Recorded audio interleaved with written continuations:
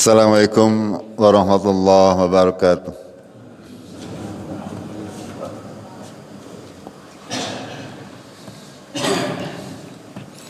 Alhamdulillahi rabbil alamin. Hamdan thayyiban mubarakan fih mubarakan alaih kama yuhibbu rabbuna wa tarda. Asyhadu an la ilaha illallah wahdahu la syarika lah. Wa asyhadu anna Muhammadan abduhu wa rasuluh. Allahumma salli wa sallim wa barik ala Muhammad wa ala alihi wa ala ashabi ajma'in. Amma ba'd. Qala Allah Ta'ala fil kitabihil karim. A'udzu billahi minasy syaithanir rajim. Ya ayyuhalladzina amanu taqullaha wa qulu qawlan shadidan yuslih lakum a'malakum wa yaghfir lakum dhunubakum. Wa man yuti'illaha wa rasulahu faqad faza fawzan 'aziman.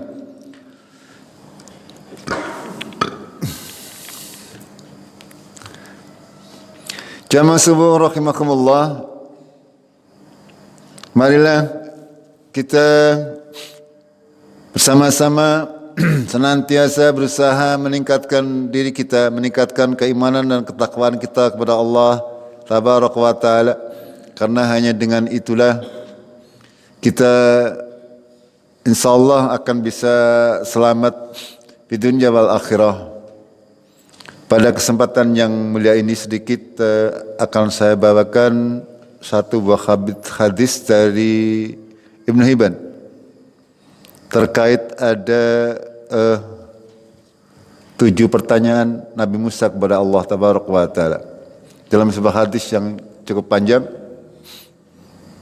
Rasulullah sallallahu alaihi wasallam bersabda, Bismillahirrahmanirrahim. Sa'ala Musa rabbihi an sittun khasal kana yadunnu annaha lahu khalisatan wasabi'ahu lam yakun Musa yuhibbuha. Nabi Musa bertanya kepada Tuhannya terkait 7 permasalahan, 7 hal. Di mana ke-7 hal tersebut Nabi Musa mengira bahwasanya hal tersebut hanya dimiliki oleh dirinya, ya, tidak oleh orang lain. Gitu. Terus sedangkan yang ke-7 kata Rasulullah, Nabi Musa tidak menyukai jawaban Allah Tabaraka wa Ta'ala. Bukan berarti mungkin merasa bahwa dirinya tidak bisa mengamalkannya. 7 pertanyaan ini sangat bisa kita jadikan pelajaran bagi kita semuanya agar supaya kita bisa memahami apa-apa yang benar di mata Allah Tabaraka wa Ta'ala. Karena Nabi Musa ini dia menganggap bahwasanya dia itu lebih dari siapapun juga. Nabi Musa menganggap dirinya itu orang yang paling pintar, orang yang paling takwa, orang yang paling semuanya. Dan di sini Allah Tabaraka wa Ta'ala memberikan pelajaran kepada Nabi Musa bahwasanya sebagai manusia sudah barang tentu punya kekurangan. Setiap orang punya kekurangan dan kelebihannya. Tidak ada manusia yang sempurna. Yang sempurna hanya Allah Tabaraka wa Ta'ala. Gitu. Yang pertama, Nabi Musa berkata, Ya Rabbi ayyun ibadaka atqa.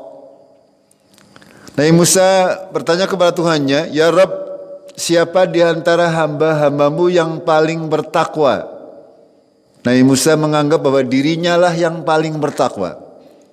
Makanya dia bertanya seperti itu, biar ada pengakuan bahwasanya dirinya yang paling bertakwa. Apa jawaban Allah Tabaraka wa Ta'ala? Qal alladzi yadhkuru wa la yansa. Ya, yaitu orang-orang yang senantiasa mengingat Allah, senantiasa berzikir kepada Allah dan tidak melupakan Allah. Ya. Sekali lagi, orang yang paling bertakwa, kata Allah Tabaraka wa Ta'ala, yang senantiasa berzikir kepada Allah, yang senantiasa mengingat Allah di dalam setiap keadaan. Orang yang bertakwa kepada Allah adalah orang yang senantiasa menganggap bahwa dirinya, kehidupannya, semuanya diawasi oleh Allah Tabaraka wa Ta'ala dan tidak pernah melupakan Allah di dalam setiap gerak-geriknya. Ketika dia bersendirian, dia tahu bahwa ada Allah yang mengawasinya. Ketika berdua, bertiga, ya, baik malam maupun siang, baik yang ada di dalam hati maupun yang terucap di lisan, semuanya Allah mengetahui. Sehingga seorang yang bertakwa kepada Allah adalah senantiasa berusaha untuk membuat Allah ridho dalam tindak tanduknya, di dalam ibadah dan kehidupan kesehariannya. Tidak pernah dia melupakan bahwasanya Allah itu bersama kita. Allah itu mengawasi kita. Allah akan membuat perhitungan terhadap apa-apa yang kita kerjakan. Itu. Terus yang kedua, Nabi Musa bertanya lagi, fa ayyi ibadaka ahda, kata Nabi Musa, siapakah di antara hamba-hambamu yang paling mendapatkan petunjuk? Qala alladzi tattaba'al huda, kata Allah Tabaraka wa Ta'ala, orang yang paling mendapatkan petunjuk adalah orang yang paling mengikuti petunjuk.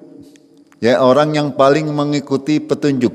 Artinya orang yang paling mengikuti, paling mencocoki dengan Al-Quran dan As-Sunnah.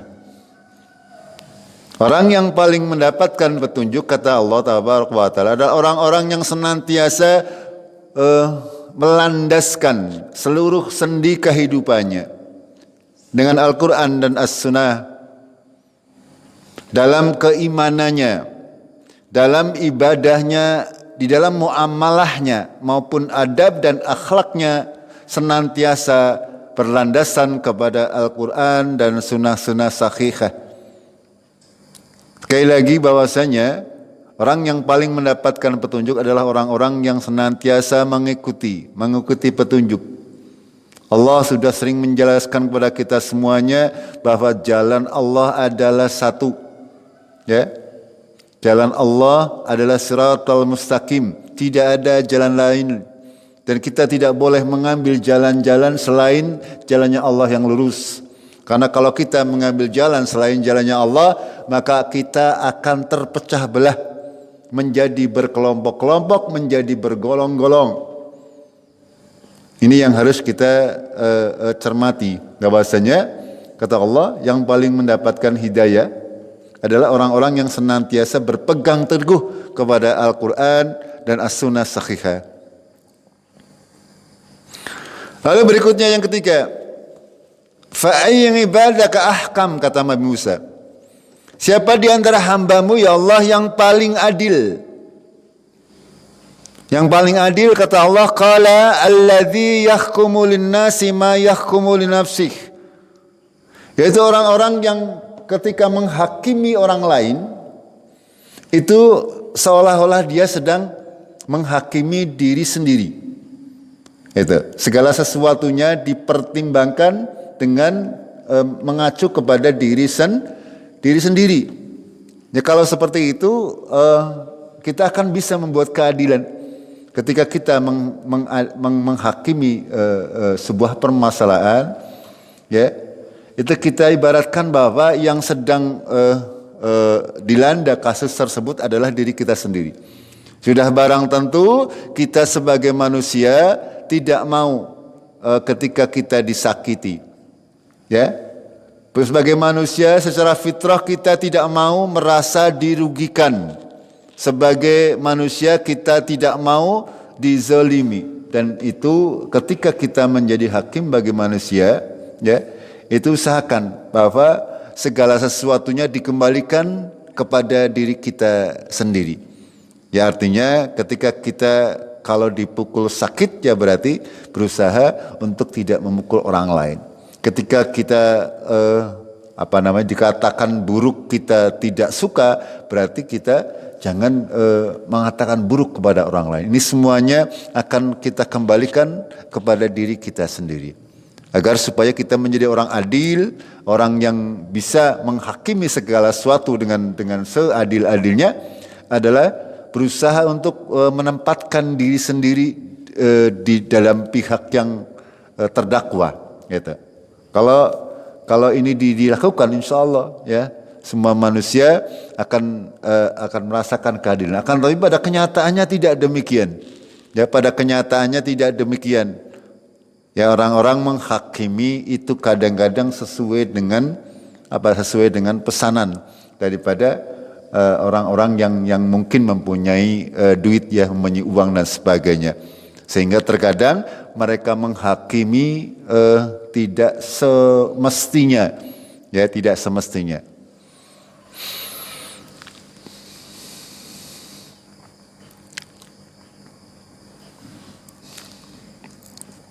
Lalu berikutnya Nabi Musa bertanya kembali, yang ke-5. Siapa di antara hamba-Mu yang paling berilmu? Apa jawaban Allah Tabaraka wa Ta'ala? Orang yang berilmu adalah orang yang tidak pernah puas dengan ilmu, yang menyatukan ilmu-ilmu manusia dengan ilmunya. Ya. Nabi Musa bertanya kepada Allah Tabaraka wa Ta'ala, ayu ngibadaka a'lam? Siapa yang paling berilmu?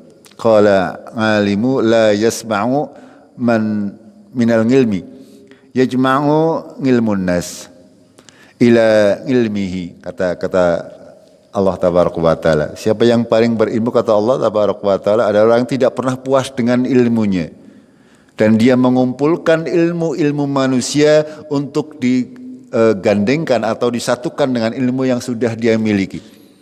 Di dalam kalimat ini mengandung banyak sekali pelajaran yang bisa kita ambil. Bahwa kita sebagai manusia semestinya, terutama untuk ilmu-ilmu syar'i, jangan pernah merasa puas dengan ilmu yang kita miliki. Jangan pernah merasa bahwa kita sudah mempunyai banyak ilmu.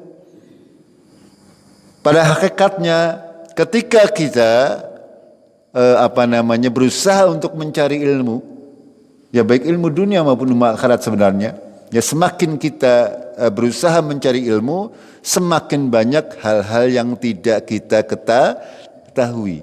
Karena ilmu Allah itu sangat luas.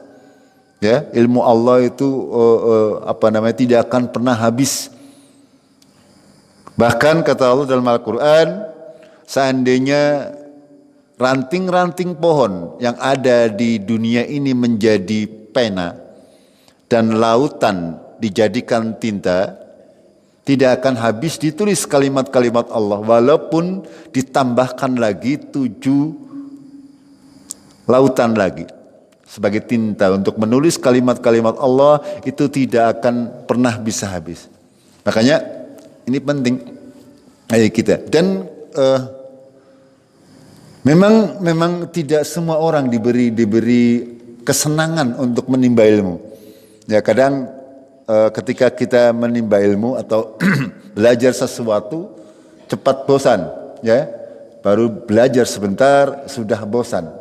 Atau mungkin capek, atau mungkin karena tidak mendapatkan hikmah dari ilmunya sehingga dia cepat puas dengan ilmunya. Ya, baru belajar Al-Quran sedikit saja, lalu dia sudah merasa dirinya paling pintar. Ya, baru mengerti Al-Quran sedikit atau mengerti hadis sedikit, sudah mengaku sebagai orang yang paling pintar. Ini bukan seperti itu orang berilmu. Ya, orang yang berilmu tidak pernah puas dengan ilmunya. Ketika dia mendapatkan satu ilmu, ya, dia akan berusaha untuk mendapatkan ilmu yang lain. Berbeda dengan orang yang seperti kalau di manusia secara umum adalah tidak pernah puas dengan harta nggih. Biasanya kan sebenarnya ya. Kalau harta mah tidak pernah puas. Wis oli siji pengen oli maling, tapi ngger ilmu sebdela bae wis lah nyenta cukup. Nyenta cukup. Wis ngaji kawit ganu. Ya wis kepek ya. Cere. Iya. Tapi pada hakikatnya ilmu Allah ini sangat-sangat luas. Bahkan kita belajar dari muda ya sampai menjelang mati. Belum tahu apa-apa tentang ilmu Allah tabaraka wa taala. Ya. Itu. Tidak pernah puas dengan ilmu dan menyatukan ilmu manusia dengan ilmunya. Artinya apa? Artinya manusia yang berilmu adalah orang yang mau mengaji, ya, ngaji dari siapapun juga. Ya, menyatukan ilmu manusia dengan ilmunya. Artinya dia mau berusaha untuk mencari ilmu dari para ustadz, dari para guru, dari para ulama dan lain-lainnya. Itu. Akan tetapi kebanyakan manusia itu kadang-kadang milih-milih, ya, kadang-kadang memilih-milih ketika ada ulama atau ustadz yang tidak sesuai dengan kehendaknya atau tidak sesuai dengan golongannya, biasanya mereka tidak mau. Padahal sudah sering disampaikan, undur apa? Mankola wala tandur makol. Benar apa salah? Undur makola wala tandur mankol. Wala tandur mangkol. Untuk wala tandur jengkol bukan. Ya, perhatikan apa yang diucapkan, jangan memperhatikan siapa yang mengucapkan. Akan tapi susah memang seperti itu. Ya, susah.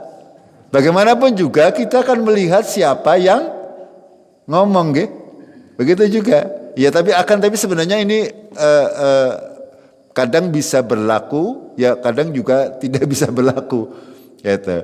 Kadang ketika kita berbicara atau mendengar tentang pembicaraan agama, sudah barang tentu kita akan melihat siapa yang berbicara. Gini, betul? Iya, siapa yang berbicara? Kalau yang berbicara adalah orang kafir misalnya berbicara tentang agama Islam, sudah barang tentu kita tidak akan mau. Akan tapi secara umum ini bisa kita pakai. Bahwasanya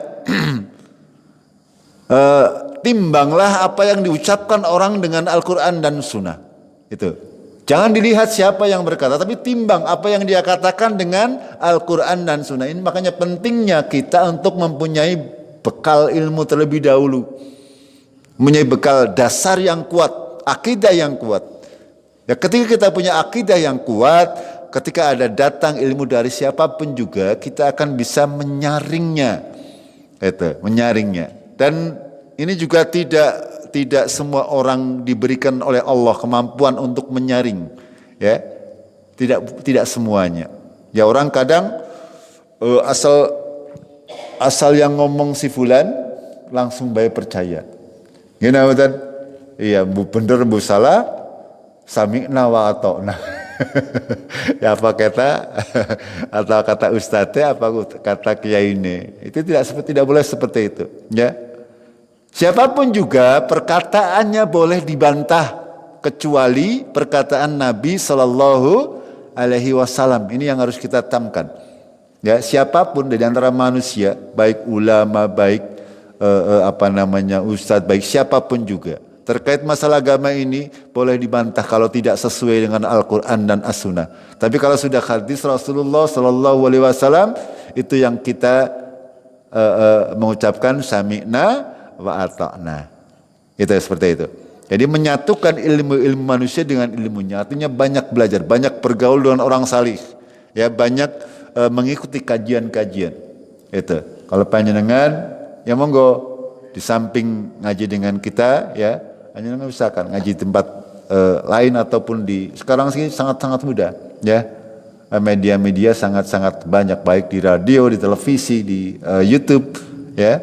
Atau panjangan kalau datang langsung mungkin jarang sekarang, ya, jarang ada kajian, ya khususnya di tempat kita, ya, jarang sekali ada kajian rutin. Ini kadang susah kalau di kota-kota sangat-sangat mudah untuk mendapatkan kajian, banyak tempat, gitu. Yang berikutnya, yang ke-6, Musa bertanya lagi.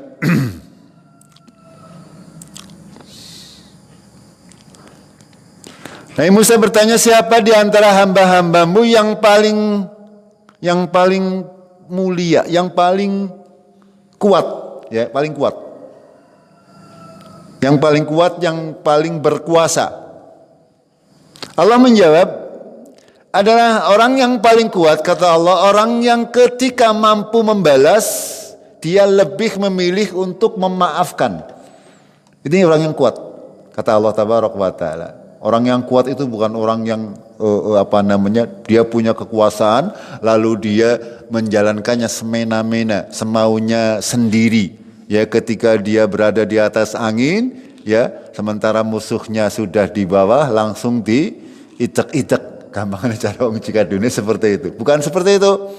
Kata Allah, orang yang kuat, orang yang mulia adalah orang yang ketika sebenarnya dia punya kekuatan untuk membalas, ya, untuk memukul orang lain, akan tetapi dia lebih memilih untuk memaafkan, daripada memanfaatkan kemampuannya. Ini penting untuk kita jadikan pelajaran bagi kita semuanya, bahwasanya sekali lagi ketika kita melampiaskan kemarahan kita, itu sekali lagi itu adalah dorongan syaitan. Dan agama ini mengajarkan kita untuk senantiasa menjadi seorang yang pemaaf. Itu. Walaupun mungkin kita punya kekuatan untuk membalasnya, akan tapi kata Allah adalah lebih baik dia memilih untuk memaafkan kesalahan orang lain. Gitu. Yang ke-6, Nabi Musa bertanya lagi, fa ayyi ibadaka aghna? Qala alladhi yarda bima utiya. Ya. Kata Allah Tabaraka wa, kata Nabi Musa, siapa di antara hamba-hambamu yang paling sugih? Ini. Ya, sing paling sugih siapa? Ya, panjenengan sugih napa larat? Ya, kriterianya kita lihat. Kita lihat orang yang kaya itu seperti apa. Allah menjawab, ya, orang yang kaya adalah orang yang ridho atas apa yang diberikan kepadanya. Ya, alladzi yardha bima utiya. Ya, orang yang ridho dengan apa-apa yang diberikan oleh Allah kepadanya. Ya, tidak pernah mengeluh. Artinya seorang yang kaya itu ada dalam hatinya. Ketika dia memandang bahwa apa-apa yang diberikan ini memang sudah maksimal yang bisa diberikan kepada kita sesuai dengan usaha kita. Tidak pernah mengeluh dengan apa yang dia hadapi dalam kehidupan di dunia ini. Itu artinya dia senantiasa qanaah. Ya, senantiasa mensyukuri apa-apa yang sudah diberikan oleh Allah kepada dirinya dan keluarganya. Baik itu kadang sedikit, kadang banyak, kadang kurang, kadang lebih. Itu seperti itu. Senantiasa bersyukur dengan apa yang diberikan oleh Allah. Tidak pernah mengeluh. Ya, kadang kita sebagai manusia biasa, ya, sering mengeluh daripada orang mengeluh. Gini mboten? Tuwai udan ngeluh, tuwai terang ngeluh, tuwai sedikit ngeluh, tuwai akeh ngeluh, tuwai semending apa? Itu seperti itu ya. Eta. Dan ini harus kita senantiasa berusaha dirubah pemikirannya. Bahwasanya kita harus yakin bahwasanya jatah rezeki kita jatah rezeki kita pasti akan diberikan oleh Allah Tabaraka wa Ta'ala tanpa harus kita meninggalkan sholat, tanpa harus meninggalkan jamaah, tanpa harus meninggalkan membaca Al-Quran, ya, tanpa harus meninggalkan ibadah-ibadah yang lain. Pasti Allah akan memberikan semuanya rezekinya, rezeki kepada kita. Makanya rugi ketika kita berusaha mengais rezeki yang banyak, akan tapi kita melupakan ibadah kepada Allah. Olie pada bayan, nggih. Panjenengan perhatikan, ya, panjenengan perhatikan di sekitar kita, ya, di antara kita semuanya lah, ya, kita semuanya. Ada orang yang ya beribadah, ngode, punya jam sendiri-sendiri, dengan orang yang rajinnya ngode, ibadahnya kurang. Ya pada kenyataannya kehidupannya ya sami-sami mawon, gini betul? Ya seperti itu, seperti itu keadaannya. Ya, kita makanya ketika menjalani kehidupan santai saja ya. Mangsane ngode-ngode, masalah ibadah-ibadah, mangsane ngaji ya ngaji, itu seperti itu. Ya, jalani saja. Insya Allah akan apa ya? Akan lebih berkah itu. Daripada panjenengan banting tulang esuk ketemu wengi terus esuk maning dengan meninggalkan ibadah, ya. Oli-oli semono-mono baen, nggih. Ya karena kita tidak tahu rezeki itu berkah atau tidak. Ketika rezeki berkah itu akan berguna bagi kita. Ketika tidak berkah ya paling-paling sekali lagi dela-dela maring dela-dela pijat. Itu sepertinya sama, akhirnya apa? Hitung-hitungannya pada bayan, itu seperti itu. Ya logikanya seperti itu. Mudah. Itu. Yang terakhir. Yang bisa bertanya yang terakhir, kala ini yang tidak disukai, pertanyaan terakhir tidak disukai oleh Nabi Musa. Fa'aying ibadaka afqar, ya. Siapa di antara hambamu yang paling fakir, yang paling miskin? Ya, siapa kira-kira? Kata Allah menjawab, orang yang merasa serba kekurangan, gue sing miskin, duitnya tak akeh, tabungannya akeh, tapi tetap baik kurang, gue jenenge wong paling miskin. Ini kata Allah Tabaraka wa Ta'ala, nggih. Ya makanya di dunia ini sebenarnya banyak sekali orang fakir, nggih. Orang fakir. Buktinya apa? Buktinya mereka sudah gaji gede, jabatannya tinggi, si kurang baik, sehingga korupsi. Itu seperti itu. Sehingga mereka dikategorikan sebagai orang paling fakir, tapi tidak boleh menerima zakat. Itu secara istilah adalah kata Allah Tabaraka wa Ta'ala, orang yang paling fakir adalah orang yang merasa serba kekurangan. Ya, mendapatkan hasil sehari 500.000 ya tetap kurang. Ya, berbeda dengan orang kaya, mendapatkan 100.000 cukup, saya ketemu ya berbeda kurang, gitu. Cukup gue becer. Artinya apa? Artinya dia ketika mendapatkan berapapun juga otomatis kita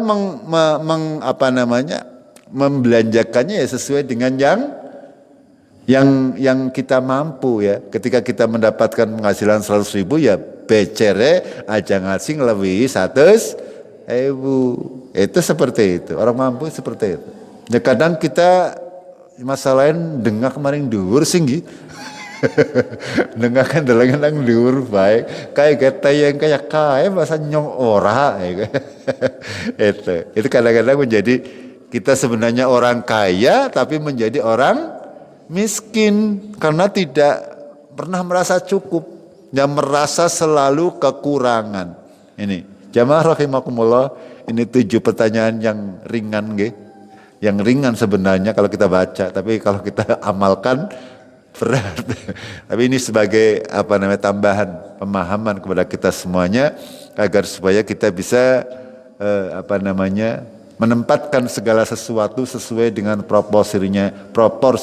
Sebagai kita sebagai seorang muslim, sebagai orang yang taat kepada Allah Tabaraka wa Ta'ala, kita harus senantiasa membekali diri kita dengan ilmu-ilmu yang bermanfaat sehingga kita bisa menjalankan kehidupan ini dengan la khaufun 'alaihim walahum yahzanun, tidak ada takut dan tidak ada bersedih hati, happy saja. Ya, kaum muslimin senantiasa hidupnya berbahagia selagi dia menyandarkan segala kehidupannya kepada Allah tabarok wa taala. Sampai di sini kita akhiri dengan kafaratul majlis. Subhanakallahumma bihamdik, asyhadu an la ilaha illa anta, astaghfiruka wa atubu ilaik.